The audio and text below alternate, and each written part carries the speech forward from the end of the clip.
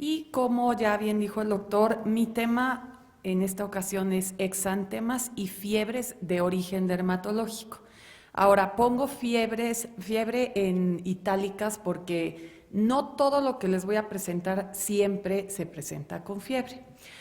Y como vamos a hablar posteriormente en esta misma sesión de infecciosas y reumatológicas, bueno, yo no voy a ahondar en esos exantemas, aunque realmente son los más frecuentes. Muy bien. Vamos a hacer esto como casos, no es que quiera que contesten, pero que cada uno vaya haciendo el ejercicio mental. Vamos a hacer una serie de preguntas de cada caso, después vamos a revisar el tema. Entonces, aquí tenemos un paciente, un niño de 8 años de edad. Entonces, como podemos ver, este niño se presenta un exantema generalizado que afecta tronco, aspectos proximales de ambas extremidades. Refiere la madre que apareció en el transcurso aproximadamente de 5 días. Nos refiere que en retrospectiva sí el niño la semana previa había comido carnitas de cerdo y que había tenido un poquito de gripa, entonces la señora le había dado un antiinflamatorio, un AINE. Y vemos este exantema, vemos algunas placas ovaladas que tienen una escama fina en su superficie. Aquí hay un acercamiento, placas ovaladas con escama fina en su superficie, algunas tienen una costrita porque sí le da un poco de comezón y se ha rascado. Entonces, ¿cuál sería el diagnóstico más probable? Roceola, un secundarismo sifilítico que habría que descartar, una reacción a fármacos ya que está el antecedente de la ingesta de un AINE, una intoxicación por alimentos o una pitiriasis rosada. ¿Y qué tratamiento le indicamos al paciente? Antihistamínicos, prednisona, esteroides tópicos, polvos secantes de soya o nada. Bueno, esta es una pitiriasis rosada. La pitiriasis rosada de Gibert fue descrita por Gibert en 1860. Es un exantema 100% benigno, muy frecuente en niños y en adultos jóvenes. Tiene una cierta predilección estacional, lo vemos normalmente en la primavera, y creemos, aunque no estamos del todo seguros de la etiología, creemos que es una respuesta inmune a una infección viral. Se habla de una respuesta a una infección por herpes virus tipo, 7, parvovirus B19, micoplasma o citomegalovirus. Y en realidad no se ha encontrado una correlación o una asociación causal clara con ninguno de estos. Es un exantema de inicio agudo. Casi todos los pacientes presentan lo que llamamos un medallón heráldico, aunque muchos no se dan cuenta. El medallón heráldico es una placa de las mismas características, ovalada, con una escama fina, a veces con el borde un poco más pardo u oscuro, que aparece inicialmente, lesión única, más grande, como les digo, puede llegar a medir 5 o 8 centímetros. Posteriormente, en las siguientes 2 a 3 semanas, empiezan a aparecer lesiones hija, entre paréntesis, porque son igualitas, pero más chiquitas, que principalmente se distribuyen en tronco y en aspecto proximal de extremidades y que nos dan un patrón en árbol de Navidad porque siguen las líneas de Langer, que son las líneas de tensión de la piel. El 5% de los pacientes refieren un pródromo. Puede haber un poco de febrícula, malestar general, algo de rinorrea, pero en realidad es algo bastante poco frecuente. Es importante decirle a los pacientes que les van a seguir saliendo lesiones durante aproximadamente 6 a 8 semanas para que no se asusten y que posteriormente va a haber una autorresolución. Esta autorresolución normalmente tarda mes y medio, 2 meses, pero puede llegar a ser de 3 a 6 meses. La recurrencia es rara, pero puede ocurrir en el 1 al 3% de los pacientes. Normalmente los pacientes cuando llegan han visto a un par de médicos más, vienen muy asustados porque cada vez les salen más lesiones. Entonces, parte importante de nuestra labor es asegurar al paciente y a sus padres que esto es 100% benigno y que se va a quitar eventualmente, pero se va a tardar. Este es un esquema de las líneas de Langer Como pueden ver, siguen un patrón distinto dependiendo de la línea de la zona del cuerpo, pero podemos ver cómo en el tórax anterior, en la parte superior del tórax anterior es una especie de triángulo invertido. De igual manera, en la espalda se ve este aspecto que es lo clásico de árbol de Navidad. Y en el aspecto proximal de extremidades, este patrón es un poco más horizontal. Aquí les pongo una foto donde se puede ver este patrón en árbol de Navidad, que es muy característico. En realidad no se requiere ningún tratamiento, a veces dejamos emolientes, el uso de un jabón poco irritante, que no empeore la inflamación de la piel. Podemos dejar un tratamiento sintomático si hay prurito, que pudiera ser en un caso dado un antihistamínico sedante, no porque esto sea mediado por histamina, sino porque el antihistamínico sedante va a ayudar con la sensación de comezón. Entonces, creo que todos lo deben haber tenido correcta. La respuesta es pitiriasis rosada. Todos, la roceola, el secundarismo sifilítico son diagnósticos diferenciales porque pueden parecerse mucho. Y en cuanto al tratamiento que le indicamos al paciente, de forma rutinaria no es necesario indicar nada. Bueno, vamos con el segundo caso. Este es un paciente de 14 años. Llega con ustedes con este exantema de inicio súbito, apareció hace 3 días, cada vez está más rojo, cada vez está más extenso. El paciente refiere que inició en la región central del tronco y se ha ido extendiendo. Podemos ver este exantema maculopapular rojo intenso que confluye. El paciente refiere febrícula, refiere malestar general.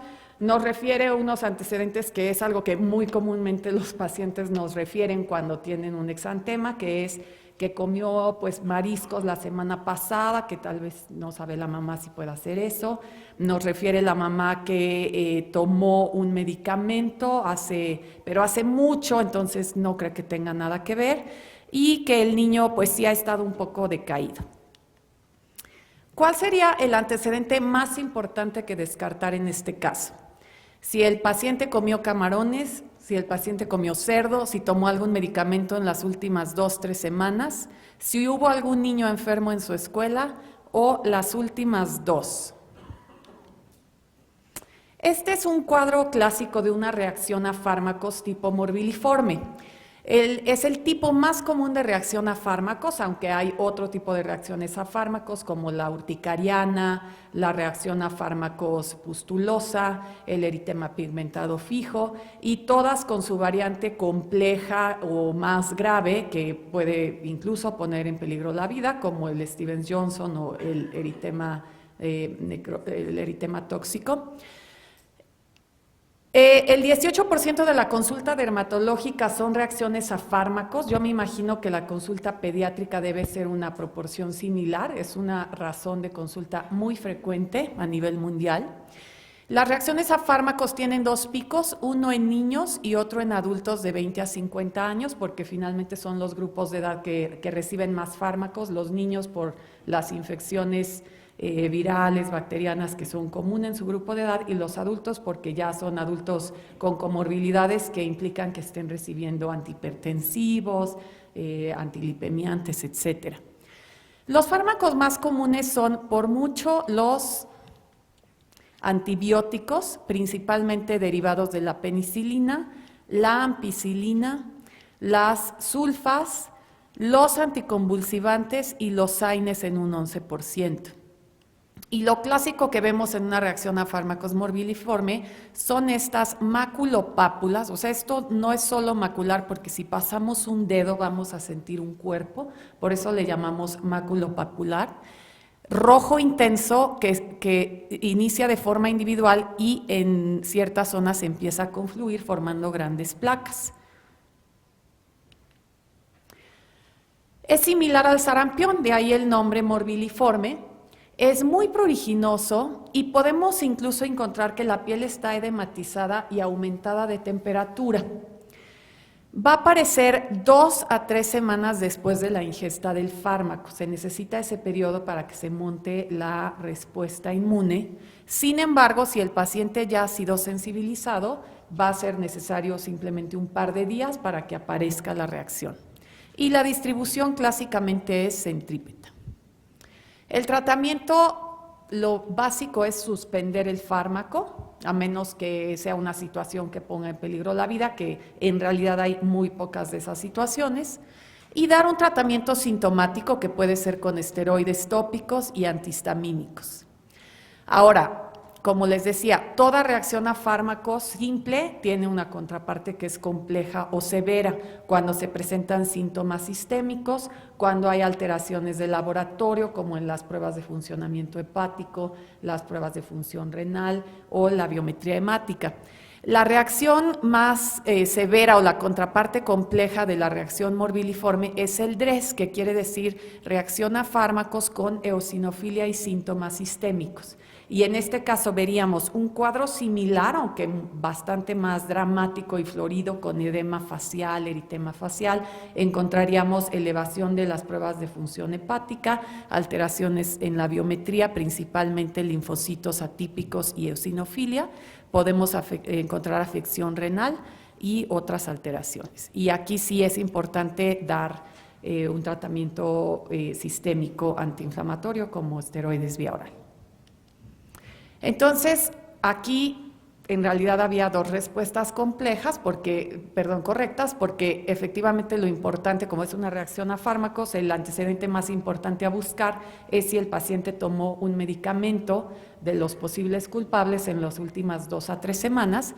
Sin embargo, si alguien contestó las últimas 2, el medicamento y algún niño enfermo en su escuela, también está en lo correcto, porque los pacientes que tienen infección por Epstein-Barr u otros virus y reciben amoxicilina hacen un exantema morbiliforme súbito y muy dramático, que se cree es una reacción cruzada de la amoxicilina con antígenos virales. Vamos a pasar al siguiente caso. Entonces, aquí tenemos una paciente de 11 años que se presenta con nuevamente un exantema de aparición súbita en los últimos 3 a 5 días, y vemos que todo su cuerpo, principalmente tronco y extremidades proximales, está cubierto de estas placas, algunas muy pequeñas, otras un poquito más grandes, de 1 a 1,5 centímetros, eritematosas con escama en su superficie. ¿Cuál es su diagnóstico? Psoriasis en gotas, una reacción a fármacos, roceola o intoxicación por alimentos. La siguiente pregunta sería, en este caso, ¿cuál sería un antecedente muy importante que hay que buscar? Infección por estreptococo, una toma de AINE en los días previos, toma de sulfas en las semanas previas o algún alimento de los que los pacientes siempre tienen mucho miedo y creen que se intoxicaron. Bueno, esta es una psoriasis gutata. La psoriasis gutata es una variante de psoriasis vulgar, no es tan frecuente, sin embargo, cuando la vemos normalmente es en niños y adolescentes. Y se presenta, en vez de placas grandes como la psoriasis vulgar, pequeñas placas eritematoescamosas, milimétricas o hasta de 2 a 3 centímetros que afectan tronco y extremidades proximales. Como les decía, es común en niños y jóvenes, sin embargo, sigue siendo, incluso en el grupo de edad pediátrica, la psoriasis vulgar el tipo de psoriasis más común. El factor desencadenante generalmente es infeccioso y en algunos casos raros algún otro fármaco, pero siempre con una predisposición genética para psoriasis. Y el principal agente es el estreptococo del grupo A. Puede haber recurrencias de la psoriasis gutata con infecciones posteriores. Y es importante que, aunque la mayoría de los casos se van a resolver por sí solos después de haber tratado la infección estreptocócica o un estado de portador, 1/3 de los pacientes tienen esta predisposición genética que los va a hacer progresar a psoriasis vulgar o en placas. En cuanto al tratamiento, lo más importante es tratar la infección subyacente, Podemos usar diferentes tratamientos, normalmente usamos tratamientos tópicos porque sabemos que es algo que se va a resolver, entonces podemos usar análogos de vitamina D tópicos, cremas o lociones con alquitrán de hulla a baja concentración o ácido salicílico a bajas concentraciones. Entonces aquí el diagnóstico fue psoriasis en gotas y el antecedente más importante en este caso es la infección por estreptococo que hay que buscar intencionadamente. Ahora, este caso es un poquito más difícil. Vamos a ver quién lo puede resolver. Este es un paciente de 9 años de edad. Se presenta a la consulta por este exantema que lleva, no es un exantema súbito ni agudo, es un exantema que lleva más o menos un mes de evolución. Se le ha dicho que es varicela, se le ha tratado como varicela, se le ha dicho que es roceola, se le ha dicho que es dermatitis, se le ha dicho que es múltiples cosas, pero el punto es que el paciente sigue teniendo lesiones nuevas y están preocupados los padres. Entonces vemos esta dermatosis que está distribuida en tronco anterior y posterior, en extremidades superiores, inferiores, y vemos estas placas color eritematoso o pardo, casi café, con escama, algunas con esta apariencia, vean esta escama muy bien definida alrededor de la placa y con un centro casi necrótico. Algunas se ven como costras, algunas veces podemos ver que dejan hiperpigmentación residual, donde hubo una lesión sana dejando cambios en pigmentación que pueden ser hiperpigmentación o hipopigmentación. Entonces, ¿cuál sería el siguiente paso a realizar? Referir a dermatología para diagnóstico y toma de biopsia, porque ya sabemos qué puede ser y sabemos lo importante que es dar un seguimiento de acuerdo a un diagnóstico certero. Indicar antihistamínicos, indicar antivirales o indicar prednisona. Esta es una pitiriasis liquenoide. La pitiriasis liquenoide es un diagnóstico poco frecuente, sin embargo no es despreciable. Es menos del 1% de la consulta dermatológica, pero la pitiriasis liquenoide es un espectro clínico amplio que pueden ser un cuadro muy agudo de lesiones severas, necróticas, con mucho malestar, mucha sintomatología sistémica, o un cuadro más crónico en el que tenemos estas lesiones insidiosas que aparecen, van dejando cicatriz o cambios residuales, van apareciendo en brotes y pueden durar meses o incluso años. Ahora, lo importante es que se considera una condición linfoproliferativa autolimitada. Sin embargo, eso de autolimitado no siempre se respeta, aunque es muy raro, pero puede progresar a una condición linfoproliferativa. De ahí la importancia del diagnóstico adecuado y del seguimiento del paciente. Principalmente afecta a niños en el grupo de edad de 3 a 15 años y adultos jóvenes. Y como les decía, el espectro es variable. La más común que vemos es la pitiriasis liquenoide crónica, que puede tener una evolución de meses a años. La causa en realidad es desconocida, se habla de una respuesta inmune a algo viral, se habla de una predisposición genética, pero la verdad es que no sabemos, es una enfermedad aún poco comprendida. Y como les decía, tenemos básicamente dos cuadros, la pitiriasis liquenoide varioliforme aguda, que por sus siglas la llamamos pleva. Aquí vemos una afección muy severa en la que vemos pápulas purpúricas, podemos llegar a ver vesículas y pústulas y que van dejando lesiones necróticas, de ahí su nombre varioliforme porque puede simular a la varicela. Deja cicatrices varioliformes, tal cual como la varicela deja cicatrices como crateriformes, y el paciente va a tener un cuadro sistémico con fiebre, artralgias, mialgias, elevación de reactantes de fase aguda muy severo.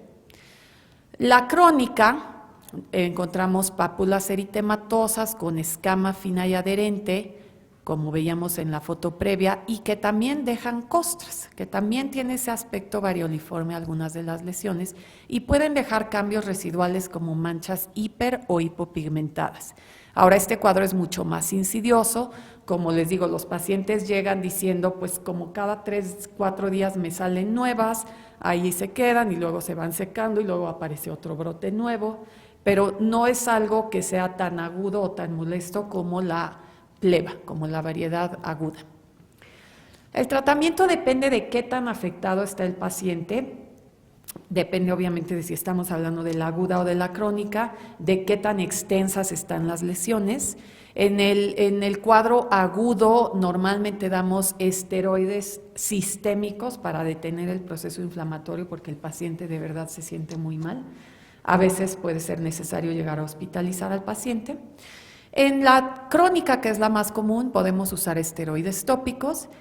A veces usamos antibióticos con efecto antiinflamatorio vía oral, como son tetraciclinas si la edad nos lo permite, o macrólidos, y esto lo usamos durante 2 a 3 meses para detener el proceso inflamatorio y es uno de los tratamientos de elección. Como segunda línea podemos usar fototerapia, aunque esto es menos práctico porque hay que referir al paciente a un hospital o a un centro donde tengan una unidad de fototerapia y tiene que ir 2 o 3 veces por semana durante varias semanas. Y digamos que en el espectro agudo muy severo podemos incluso tener que usar inmunosupresores como azatioprina. Ahora, aquí la clave es el seguimiento, el diagnóstico adecuado por un estudio histológico, por un patólogo o dermatopatólogo capacitado, y el seguimiento del paciente, porque como les dije, esta condición poco comprendida, poco común, pero existe el potencial de eventualmente desarrollar una condición linfoproliferativa, es la excepción. Sin embargo, en un paciente que presentara un cuadro muy extenso, una afección muy severa y que no respondiera a los tratamientos de primera línea, pues es un paciente que no hay que quitarle el ojo de encima. Entonces, el siguiente paso a realizar aquí, si ustedes ven algo que no cuadra, que lleva muchos tratamientos diferentes, que no ha respondido a nada y que cumple con las características que acabamos de revisar, pues lo ideal sería referirlo para toma de biopsia y un diagnóstico certero. Bueno, pues muchas gracias por su atención. Si tienen alguna pregunta, tenemos tiempo, podemos contestarlas ahora. ¿Alguien tiene alguna pregunta? Bueno, muchas gracias por la invitación. Espero que les haya servido la presentación. Les agradezco su atención.